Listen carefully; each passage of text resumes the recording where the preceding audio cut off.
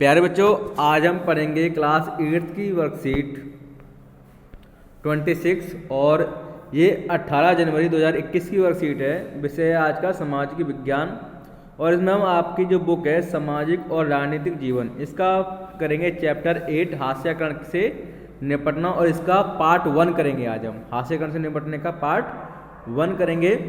हास्यकरण के बारे में मैं आपको पहले बता चुका हूँ कि हास्यकरण क्या होता है। कि जैसे आपने अपनी नोटबुक देखी होगी, आप इसमें क्वेश्चन आंसर लिखते हो, तो ये वाला जो भाग होता है यहाँ पे सिर्फ क्वेश्चन और आंसर लिखते हो सिर्फ, ठीक है, बाकी यहाँ लिखते हो, है ना।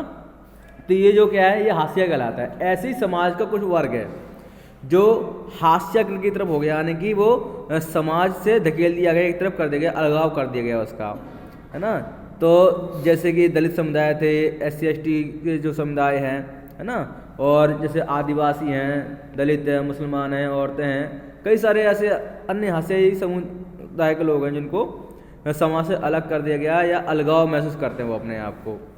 कैसे? या तो आर्थिक रूप से कमज़ोर है इस वजह से, या सांस्कृतिक जो उनकी संस्कृति है उसके कारण वो पीछे रह गए हैं समाज की विचारधारा से या मुख्य धारा से, है ना। तो आज हमारे देश के आदिवासी, दलित, मुसलमान, औरतें एवं अन्य हास्य समूह जागरूक हो चुके हैं। जो पीछे रह गए, है ना, सांस्कृतिक रूप से या अपनी आर्थिक कमजोरी के कारण, तो वो आज क्या हो चुके हैं, वो जागरूक हो चुके हैं और यह दलील दे रही हैं कि एक लोकतांत्रिक देश का नागरिक होने के नाते उन्हें भी बराबर के अधिकार मिलने चाहिए। वो भारत जैसे लोकतांत्रिक देश में रहते हैं और उन्हें भी समानता का अधिकार मिलना चाहिए, बराबर का अधिकार उन्हें मिलना चाहिए और उनके अधिकारों की रक्षा होनी चाहिए। यहाँ तक कि उनमें से बहुत सारे लोगों ने अपनी चिंताओं को दूर करने के लिए संविधान का सहारा लिया है और संविधान का सहारा लेते हुए मौलिक अधिकारों का उपयोग भी किया है। जैसे कि आपको पता है, हमारे संविधान के द्वारा 6 मौलिक अधिकार दिए गए हैं, जिसमें समानता का अधिकार है, स्वतंत्रता का अधिकार है ना, और शोषण के विरुद्ध अधिकार है, धार्मिक स्वतंत्रता का अधिकार है, शिक्षा एवं संस्कृति का अधिकार है और संवैधानिक उपचारों का अधिकार है। तो समानता का अधिकार दिया गया कि सभी को समान रूप से समझना चाहिए, यानी कि सभी के साथ में समानता व्यवहार करना चाहिए। तो इनका उपयोग भी इन लोगों ने किया है बराबर आने के लिए। मौलिक अधिकारों का उपयोग करना, जहाँ तक कि हास्यी तबकों की बात है, उन्होंने इन अधिकारों को 2 तरह से इस्तेमाल किया है।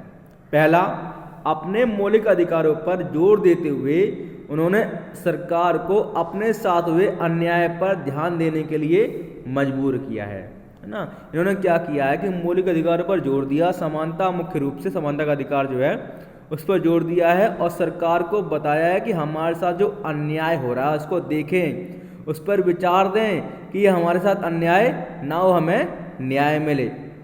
दूसरा, उन्होंने इस बात के लिए दबाव डाला है कि सरकार इन कानूनों को जल्दी लागू करे। समानता का अधिकार है जैसे, है ना, स्वतंत्रता का अधिकार है, शोषण के विरुद्ध अधिकार है, इसको सरकार जल्दी से लागू करे और अच्छी तरीके से लागू करे।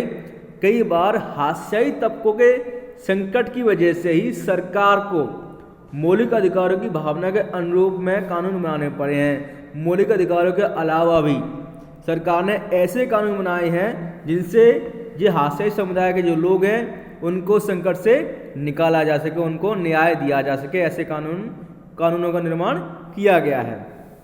अब भारत के जो संविधान है उसमें समानता का अधिकार दिया गया और उसमें समानता के अधिकार में 2 अनुच्छेद 15 और 17 बहुत ही महत्वपूर्ण है। संविधान के अनुच्छेद 15 में कहा गया है कि भारत के किसी भी नागरिक के साथ धर्म, नस्ल, जाति, लिंग या जन्म स्थान के आधार पर भेदभाव नहीं किया जाएगा, है ना। किसी भी नागरिक के साथ में, किसी भी व्यक्ति के साथ में धर्म के आधार पर, नस्ल के आधार पर, जाति के आधार पर, कास्ट के आधार पर या जेंडर के आधार पर, लिंग या जन्म स्थान के आधार पर कोई भेदभाव नहीं किया जाएगा। समानता का अधिकार का हनन होने पर दलित इस प्रावधान का सहारा ले सकते हैं। दलित ही क्या, सभी लोग इस प्रावधान का सहारा ले सकते हैं जिसके साथ भी समानता का अधिकार का हनन होता है। जिसके भी समानता के अधिकार का हनन होता है, वे सभी लोग जो हैं हाई कोर्ट या सुप्रीम कोर्ट में जा सकते हैं कि हमारे साथ में धर्म के नाम पर या नस्ल के आधार पर या जाति के आधार पर भेदभाव किया जा रहा है। संविधान के अनुच्छेद 17 के अनुसार अस्पृश्यता या छुआछूत का उन्मूलन किया जा चुका है ना। अस्पृश्यता या छुआछूत को बंद कर दिया गया संविधान के अनुच्छेद 17 के अनुसार। इसका मतलब यह है कि अब कोई भी व्यक्ति दलितों को पढ़ने, मंदिर में जाने और सार्वजनिक सुविधाओं का इस्तेमाल करने से नहीं रोक सकता। पहले क्या था कि दलितों को स्कूल में पढ़ने नहीं दिया जाता था, एक विशेष समुदाय के लोग ही स्कूल में पढ़ने के लिए जाते थे। मंदिर में भी विशेष समुदाय के लोग जाते थे, दलितों को मंदिर में प्रवेश करने की अनुमति नहीं हुआ करती थी। परंतु आज के समय में सभी आप देख रहे होंगे कि आपके स्कूल में सभी समुदाय के, सभी धर्म जाति के लोग स्कूल में पढ़ने के लिए आते हैं, है ना। मंदिर में भी सभी जाति के लोग अब दर्शन करने के लिए जाते हैं और सार्वजनिक सुविधाओं का इस्तेमाल पहले नहीं करने दिया जाता था। दलित लोगों को या अनुसूचित जनजाति के लोग थे उनको वहाँ पर नहीं जाने दिया जाता था। परंतु आज के समय में चाहे आपका पार्क हो, है ना, चाहे कुआं हो, तालाब हो, सभी व्यक्ति वहाँ पर जा सकते हैं। पहले क्या था, कुओं से सिर्फ विशेष समुदाय के लोग ही पानी भरा करते थे, है ना। दलित या जो आशियाई लोग हैं उनको वहाँ पर जाने की अनुमति नहीं थी। परंतु आज कोई भी आपको सार्वजनिक सुविधाओं का इस्तेमाल करने से नहीं रोक सकता। अतः छुआछूत अब क्या हो गया, एक दंडनीय अपराध हो गया। अगर कोई छुआछूत करता है तो उसको सजा दी जाएगी। हाशियाई तबकों के लिए कानून। संविधान को लागू करने के लिए राज्य और केंद्र सरकारें जनजाति आबादी वाले या दलितों की अधिक आबादी वाले इलाकों में विशेष प्रकार की योजनाएं लागू करती है। जो SC ST वर्ग के जो वहाँ पर ज़्यादा लोग हैं वहाँ पर सरकार क्या करती है, ऐसे इलाकों में विशेष प्रकार की योजनाएं लागू करती हैं। कई स्थानों पर दलितों और आदिवासियों को सरकार की ओर से मुफ्त या रियायती दरों पर छात्रावास की सुविधा दी जाती है, हॉस्टल दिए जाते हैं बच्चों को पढ़ने के लिए, या तो कम दरियात पर या फिर मुफ्त में उनको छात्रावास की सुविधा दी जाती है तथा शिक्षा संबंधी सुविधाएं भी उपलब्ध कराई जाती है जिससे कि वो अच्छी तरीके से शिक्षा प्राप्त कर सकें। असमानता को खत्म करने के लिए आरक्षण की व्यवस्था भी की गई है, रिजर्वेशन भी दिया गया है SC ST लोगों को, जिससे शिक्षण संस्थानों और सरकारी नौकरियों में दलितों आदिवासियों के लिए सीटें आरक्षित रहती हैं। अब इसमें सीटें भी आरक्षित कर दी गई, रिजर्व कर दी गई हैं सरकारी नौकरियों में और शिक्षण संस्थानों में दलितों के लिए और आदिवासियों के लिए, SC और ST वर्ग के लोगों के लिए। कॉलेजों, खासतौर से मेडिकल कॉलेजों में दाखिले के लिए न्यूनतम अंक सीमा तय की गई है। तो साथ इनके लिए विशेष छात्रवृत्ति का भी प्रावधान है। भाई कॉलेजों और खासतौर से मेडिकल कॉलेज में दाखिले के लिए जो न्यूनतम अंक सीमा है ना वो भी कम इनके लिए निर्धारित कर दी गई है ना। और इनको आयु में भी, उम्र में भी छूट मिलती है और साथ ही इनको विशेष छात्रवृत्ति का भी यानी कि स्कॉलरशिप इनको दी जाती है। तो ये आज की वर्कशीट थी बच्चों। इसमें क्रियाकलाप दे रखा है, हम सब इंसान हैं और हम समान हैं।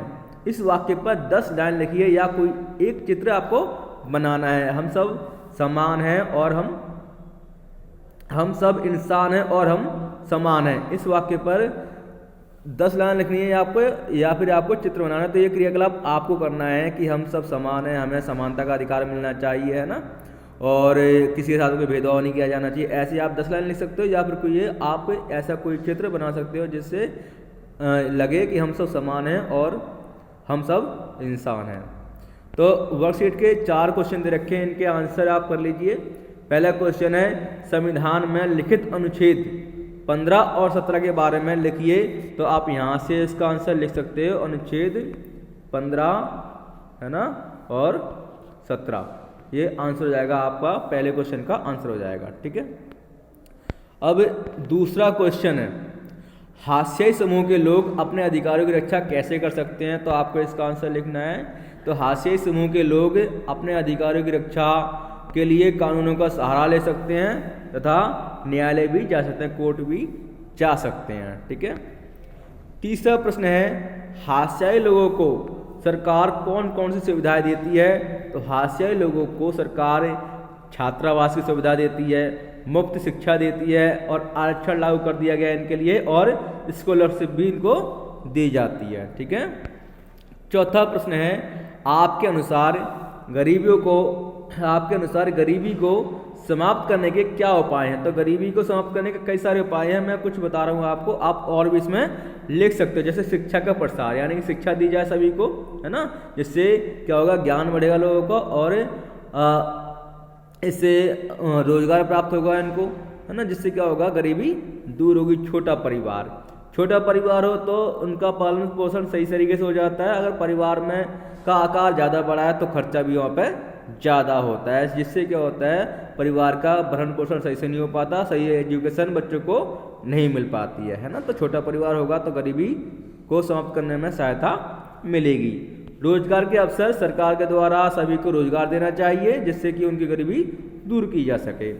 चौथा, लघु उद्योग, यानी कि भाई सरकार सभी को रोजगार उपलब्ध नहीं करा सकती तो छोटे छोटे उद्योग स्थापित करने चाहिए, जिससे क्या हो कि जो सरकारी नौकरी प्राप्त नहीं कर सकते उनको भी रोजगार प्राप्त हो सके और गरीबी उनकी दूर हो सके। तो बच्चों ये आज की वर्कशीट थी, इसके प्रश्न उत्तर अपनी कॉपी में लिख लीजिए।